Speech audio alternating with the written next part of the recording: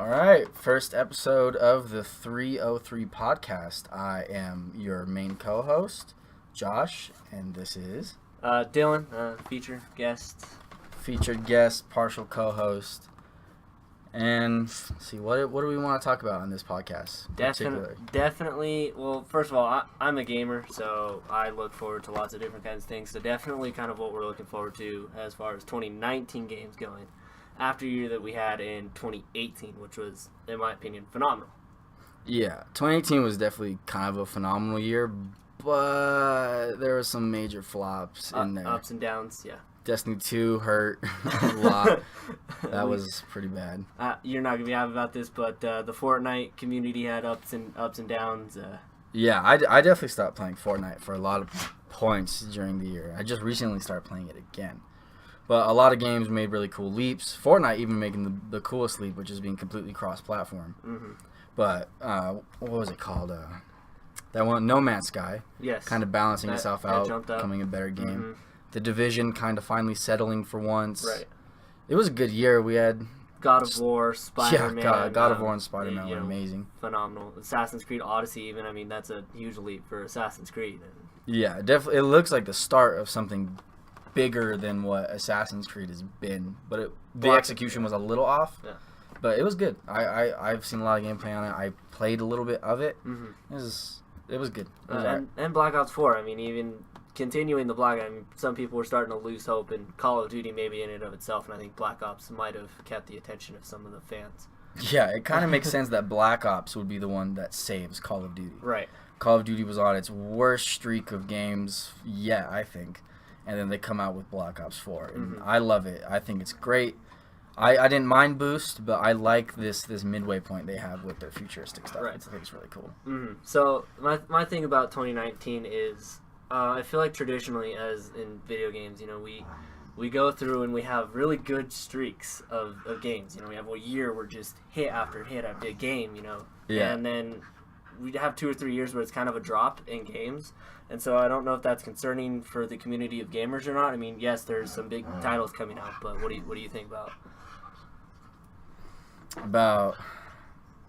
what again? So, 2018, Yeah. we have hit after hit, and, Yeah. then 2016, we had games like that, and you keep going back, and it's always like that. But there's always kind of a depression after such a good year of gaming. You think we're going to get that with 2019, or you think that it'll hold its high standards? I don't think so. I think gaming, the longer it stays in the spotlight, it's gonna just get better, and those down years are just gonna decrease and decrease.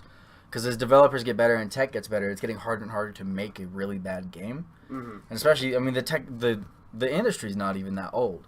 I mean, there's still so many things that a lot of people haven't really mastered about making games, about making good stories and making good mechanics and things like that. Right. So, I don't know, but with things like Anthem, you're excited for the new Kingdom Hearts. Yes. There's just, I don't know, there's a lot of promising things coming out. Mm-hmm. I think it'd be kind of hard to mess up. Right. So, like you said, I'm really excited about Kingdom Hearts 3. Finally finishing up maybe the story, unless they go another direction, keep it going. I think Square Enix is gonna kill it with this game. I've played some of the other Kingdom Hearts, and not really any faults with it, I don't think. I don't remember too much about playing Kingdom Hearts. I just remember I played it when I was really, really young. I don't remember what console it was on. Mm-hmm. But, I mean, obviously, I'm 18, and I played that when I was, 5. And it's been so long. Mm-hmm. But I remember it was fun. It was always fun to play and watch.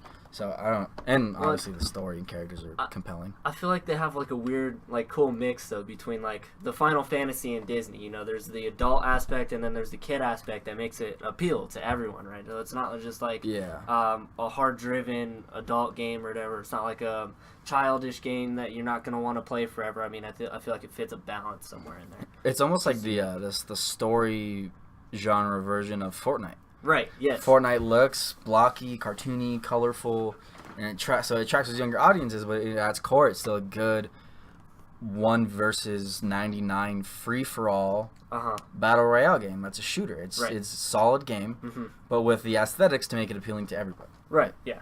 I think Kingdom Hearts is very similar to that. In its own respect, of course, Yeah. So what other games are you thinking about here? I don't know. Let me look at this list real quick. Yeah. Ooh, Cyberpunk 2077 looked interesting for sure. Mm-hmm. When that trailer came out, I think everybody was pretty hype about it. But I saw that last trailer that came out, and I'm not sure what kind of game it's gonna be. Like I know the developers have been talking. Everyone knows what genre of game it's gonna be, but it looks weird. I don't know if it's gonna be good or not. I think the trailer itself was just a shock. No one was ready for a Cyberpunk trailer. So I mean, how do you even explain it? But we're just gonna have to wait and see. I don't know when the exact release date is, but hopefully they give us more information about what we're gonna be seeing, or maybe they're gonna go the direction of leave us in the blue, and that might be an issue for them. I would like it if they took the route of Destiny and Anthem with the almost like a podcast where they do just like a developer sit down with some gameplay, they showcase it and they talk about it, and that's how they release their like whatever content they want people to know about the game before it releases. Yeah. Like Anthem's doing a phenomenal job with that. I just watched the gameplay mechanics breakdown, like all the dev breakdowns and videos that they have on the Anthem YouTube channel. I watched gameplay and trailer stuff. So I mean, since we're talking about Anthem, my God, it looks amazing. As a MMO looter shooter fan, like the mouse pad that's right next to the microphone we're using has Destiny on it. I mean, Kate. Yeah, Kate. Come on. Yeah, I'm a huge fan. I played The Division. I didn't play it that much, but I'm a big fan of the genre, and Anthem looks like it's the next step up from what Destiny was trying to accomplish. I think almost undoubtedly right now, it's going to go on the panel for Game of the Year. Put it on the high plaque. Whether we'll see what else comes out this year, but it's going to go for a good running, almost undoubtedly. The game developers have shown everything. They have no holds back, which is awesome. It definitely has the most potential to be the most anticipated game of 2019. Mm-hmm. It looks so good. There's not any gripes I really have with it. The gameplay looks solid. It looks like it runs smoothly. The graphics are great. The mechanics look good. They've already confirmed how their pay to win or their lack of one system is going to work to give future customers a sound mind when they're thinking about that. Mm-hmm. It looks like it's going to be a solid game, and hopefully a solid live game, and one that is continuously updated, almost like Destiny is. I'm just interested to see how fast players pick up the movement system, though, because when you watch it, it looks smooth, but you kind of wonder, when you actually play the game, not that this is going to be a fault, don't take that, but just how easy it's going to be to pick it up. It actually, when I watch it, it actually reminds me of watching like mid-level ranking Rocket League players move. I'm like, that looks super easy, but I can't do that. Mm-hmm. And I'm looking at Anthem and the way they're doing these jumps now. There's kind of this clunkiness there. It's smooth. It's almost realistic of what that type of suit would be like. Uh-huh. And it looks not clunky, but it looks like it might be a little hard to get nuance on. But I'm excited for it. I once players get it, it's gonna be all over. Everyone's gonna get it. Everyone's gonna go through it fast. Everyone's gonna know all the tricks. Undoubtedly, it's just how fast is the community gonna pick that up. Again, like Destiny, with the varying jumps and just the varying jumps between Titans and Warlocks, especially in Destiny 1, was pretty hard to learn when you had no prior experience. That was so hard, especially Warlocks. I died by falling down holes so many times because I didn't know you had to continuously look up to fly up. Yeah. But Anthem looks a little less dramatic than that, but it definitely looks like it's going to take some work. So, what Javelin class do you think you're going to play right away? Either, I don't think it's not called the Marksman. I think it's called the Ranger. The main one, the classic one. That one, or the Warlocky Elemental one, whose name I also can't remember. Yeah. Those two look fun. What about you? I'm definitely feeling that Warlock one. Dude, it looks so good. The gameplay of just literally just sitting above everyone, just raining down hell, just seems so fun. I mean, getting down and tanking everyone is fun in and of itself. But I mean, there's a time when you mix abilities with weapon play, and I think that's where I like to stand as far as a Warlock character goes.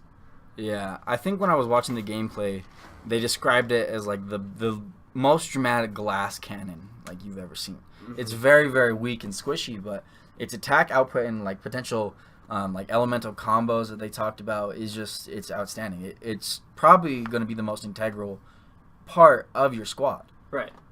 I mean, kind of like the Warlock. Arguably, the Warlock is the most important. There's so many similarities between Anthem and Destiny. And it's kind of like, you know, PUBG and Fortnite in that it's the same idea, just executed differently. I just think maybe Anthem might edge out Destiny a little bit. Yeah. So you know, they got the 3-person squad, which in Destiny 4's changed, or Destiny 2's changed. But I think the 3-person squad fits. You get one of every single class, and you know, you utilize all those throughout your missions. And I think that's going to run really well, especially since we got variety of enemies. You know, you got you know, guys that have guns that are shooting at you, and then you got beasts that are ranged from small to big that are throughout the landscape. And it's just going to be interesting to see how your squad is able to tackle some of these things. Yeah, for sure. And I think it's going to be probably most important to playing squads. More important than most other games like this. I was watching the developer, when I was watching the developer streams, it looked hard. Like, the game looked fairly hard. They said they had it on a higher difficulty, but it still did not look like it was very easy to get kills or to avoid taking damage. I don't know. It seemed pretty hard, but I feel like with a squad, it's just going to be like Destiny, where you just roll through all of the enemies, except for very high level activities. Well, I think that also goes back again to the movement system. You know, it's how fast can you pick that up and apply that to your squad and to, you know, what's happening, right? Because you got such a large environment, such a pretty environment, but can you effectively move in that environment? And I think that's really what's going to be the game changer for Anthem, is how fast can those players really get into the game. Yeah. And I think it's going to be fairly quickly. It looks like a game that's almost going to like teach you the very basics and throw you out there. And then it's almost going to be the really good gamers are going to figure it out very quickly, and it's their channels that are going to grow because of this. And then they're going to start putting out tutorials, and it's going to make this like a very large, unique community that all these other niche games have. And that's probably how it's going to work. I can't imagine there's going to be like a super lengthy tutorial on anything. It just looks like it's probably going to teach you the basics of the movement system, how to shoot, and probably your menu layout, and that's it. And that's fair. That's how I think tutorials should be. Well, and yeah, I don't know how many people have played Warframe, but I mean, that's kind of how Warframe was like, here you go, you have a gun, do it yourself, have a good time. And that was awesome. You know, players got to learn from each other and how the game actually worked, and I think that's a good role for Anthem to go, because it's such a large content.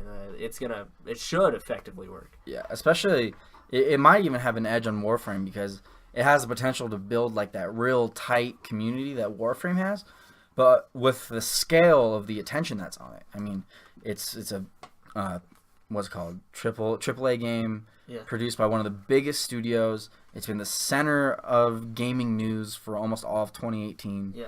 It just has the potential to just be a giant game. Like the future of gaming might hinge on Anthem, on kind of what genre the majority of games trend to, almost like how Call of Duty and Halo forced it towards shooters. Well, so how do you think like a clan system might work? I don't know. I haven't seen anything. Have they announced anything on clans? I don't know if they have. I don't remember watching anything about it. But if they do, I think there's so much potential. I mean, you can jump off and fly around. Like, what's to say if you make a clan, there's not a location you can fly to, and that's your clan HQ, and all the different players, you know, collect resources and stuff, and you build up this HQ, almost like a base, like I forget what it's called, but the home base at Anthem. Yeah.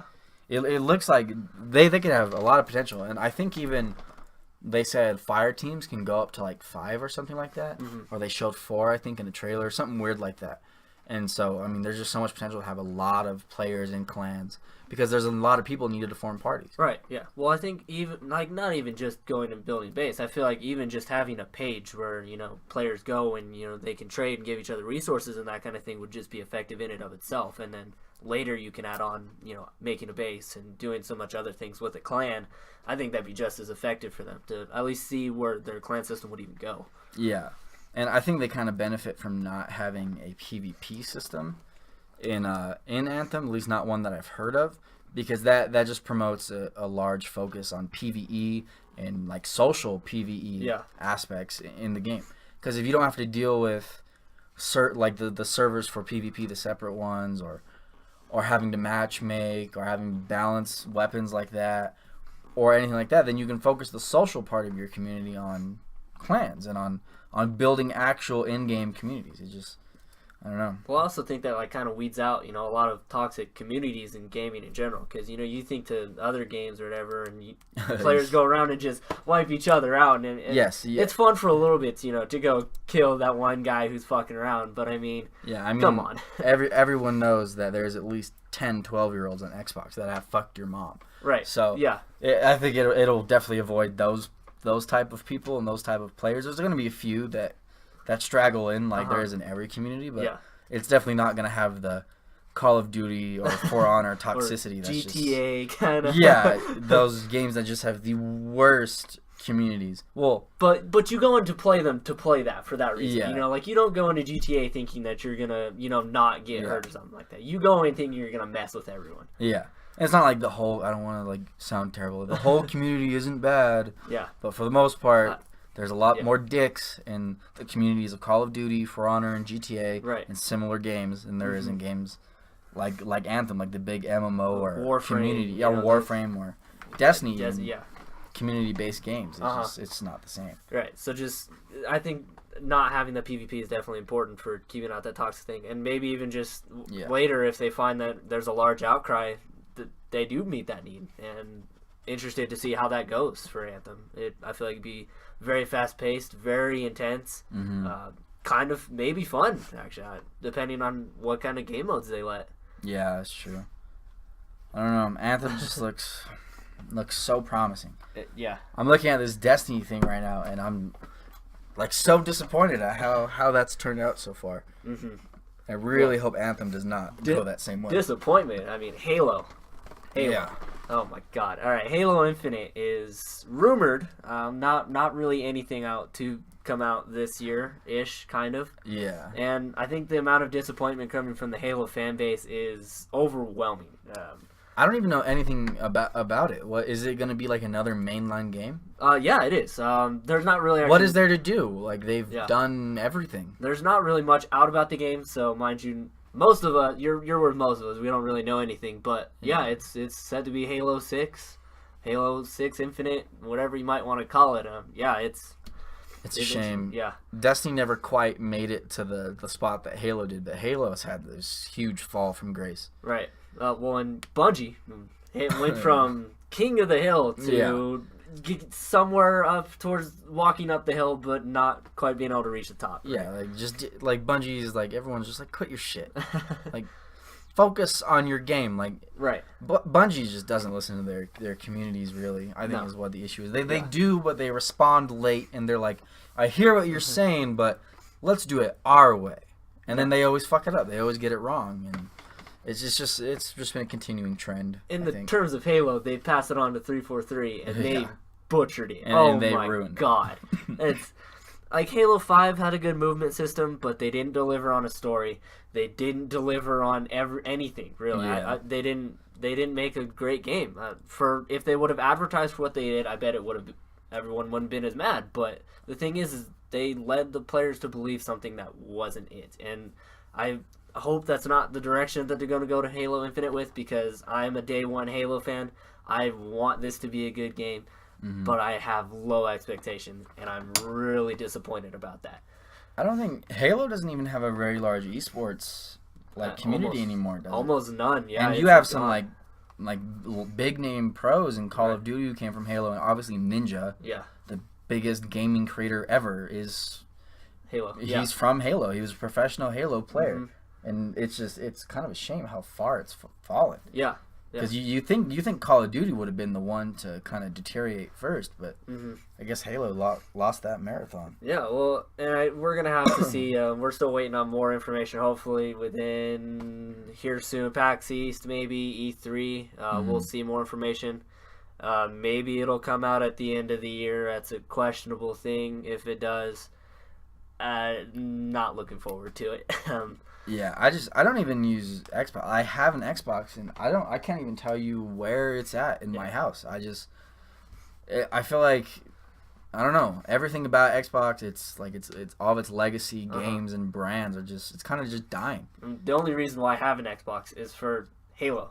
Yeah, that's it. I only played 1, 2, 3 in Reach. Yeah, I don't. Yeah. There's no reason. We're just get a PlayStation. No. Yeah. That's what this whole thing was. This entire podcast was an ad for PlayStation. Let's get it started. First episode. Sony, we're waiting for our sponsorship here. Yep. I'll look at my mailbox, wait for that check to pop in here. Yep, the check on top of a PS4 Pro. That'd be appreciated. Thanks, Sony. Appreciate it. That would be amazing. All right. Also, we got the Division 2 coming here, March 23rd. High hopes. I'm going to get on the train of high hopes here. How about you? Well, I never played through the first division all the way, so I don't really know too much about it. But I did play some of it, and I've heard that it's gotten a lot better since then. Mm-hmm. And the division for the Division 2 was kick-ass. So, I don't know. I think I'll wait for the reviews to come out, but I'm certainly trending towards wanting to buy it. Right. So I'm also a Day 1 Division fan. I beta tested it. I pre-ordered it. I've played it since its release. It was really fun for a little bit, and then it dried out. And then they kind of sort of added things out, but it really kind of just dried out, and most of the player base dropped it. And then some of us started hearing that, hey man, it's really good again, so we picked it up, and it's really good. The thing is they should have started it where they ended it. When did it come out? 2016, I think, something like that. 2015, It came out after Destiny, though. I think so, yeah. Because it almost feels like a lot of games in the time period that Destiny started to like improve itself started releasing, and they were just flops. Like Wildlands, Ghost Recon Wildlands. Mm-hmm. But that's also a good game now too. Yeah, so even and Division. It's almost like there's no good way to put out a game like that right away. You have to. It takes time to build and grow into a game. And I think these games might have been like the precursors to Anthem potentially being a really good game right off the bat. Well, definitely it's something that every game developer should listen to, and definitely my call to the Division 2 is starting off content. You can't let your player base dry out in 20 hours. You're going to lose everyone right away. You're going to flop. No one is going to come back for another sequel. You're going to be done. Yeah. And that's part of the issue with going in and maybe thinking about past Destiny 2 is content isn't not delivering. And so definitely the Division 2, if they come out strong, I think that they can hold a pretty good player base, and the game itself doesn't need to change that much. It's already a fine enough game as long as they deliver on what they need to, and it'll be fine. I think any of these games really have the potential to find a very large player base, just because one, they are shooters, and two, they are looter shooters, and Destiny has a pretty large fan base. But that fan base is so fed up with the game that they can easily be stolen. Right. By Division or Anthem. And these games could easily swoop in and kill Destiny. If they did everything right. I think Destiny would just end. There would be too little people to really carry it on. Most of these games would end. I mean, the Division would have been wiped out year one.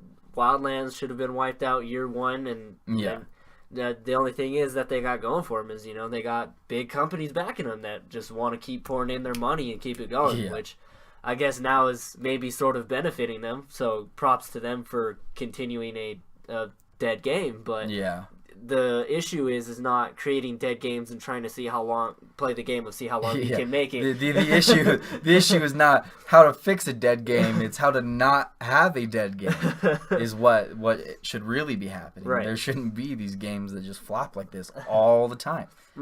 I think it's almost getting inexcusable at this point to not listen to all these various communities and just be like, hey, put these things in. That's it. There's nothing really complicated about what most gamers want. It's just put it in there in any facet, and usually they'll be satisfied. Right. So if you look at, again, the Division, players ran out in 20 hours. So they said, content, please, more. So then they put in one mission.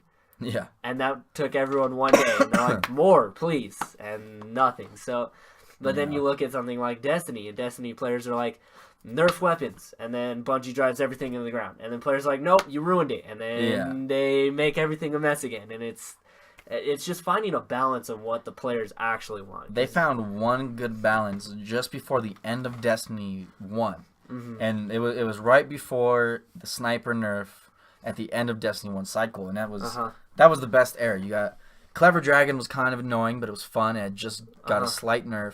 Clever Dragon was good. The Last Word was good.